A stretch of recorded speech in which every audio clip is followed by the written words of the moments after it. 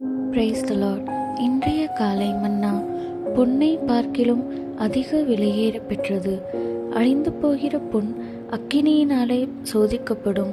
அதை பார்க்கிலும் அதிக விலையேற பெற்றதாயிருக்கிற உங்கள் விசுவாசம் சோதிக்கப்பட்டு இயேசு கிறிஸ்து வெளிப்படும் போது உங்களுக்கு புகழ்ச்சியும் கனமும் மகிமையும் உண்டாக காணப்படும். 1 பேதுரு 1:7. நம் விசுவாசத்தின் பரீட்சையானது கர்த்தராகிய இயேசு கிறிஸ்து வெளிப்படும் போது நமக்கு புகழ்ச்சியையும் கனத்தையும் மகிமையையும் கொண்டு வரும். நாம் ஒரு விசுவாசத்தின் பரீட்சையை சந்திக்கும் போது அதை மிகுந்த சந்தோஷமாக எண்ண வேண்டும் என்று அப்போஸ்தலனாகிய யாக்கோபு கூறுகிறார்.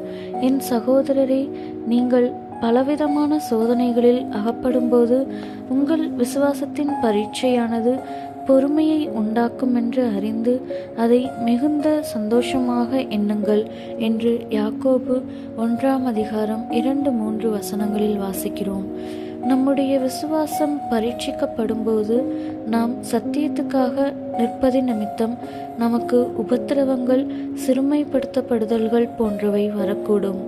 ஆயினும் அச்சோதனைகள் முடிவாக கிறிஸ்துவின் நாளில் நமக்கு புகழ்ச்சியையும் கனத்தையும் மகிமையையும் கொண்டு வருவதால் நாம் சோதனைகளின் ஊடாக செல்லும்போதே அவற்றில் மகிழ்ச்சியாய் இருக்க வேண்டும் என்று தேவன் விரும்புகிறார். சாத்ராக், மேஷாக், ஆபேத்நேகோ என்பவர்கள் அக்கினி சூளையினுள் தூக்கி எறியப்பட்டனர். அது ஒரு விசுவாச பரீட்சையாக இருந்தது. அதன் முடிவில் அவர்கள் மகத்தான வெற்றியுடன் வெளியே வந்தபோது அவர்களை அழிக்கும்படி பிரயாசப்பட்ட அதே ராஜாவினால் தேவனுடைய நாமம் உண்மையாகவே புகழப்பட்டு கனப்படுத்தப்பட்டு மகிமைப்படுத்தப்பட்டது. அவர்களும் அச்சோதனையின் முடிவில் உயர்த்தப்பட்டு கனப்படுத்தப்பட்டனர்.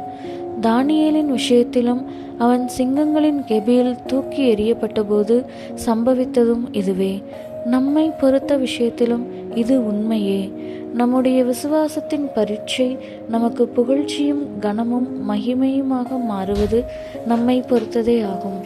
நம்முடைய விசுவாசம் நமக்கு புகழ்ச்சியும் கனமும் மகிமையும் உண்டாக காணப்பட வேண்டுமாயின் நாம் சகலத்தையும் சகித்து கொள்வதோடு நம்முடைய முகத்தை கற்பாறையை போலாக்கி கொள்ள வேண்டும். உங்களுடைய விசுவாசம் பொன்னை பார்க்கிலும் விலையேற பெற்றது.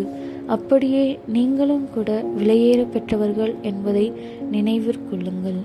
ஆமேன்.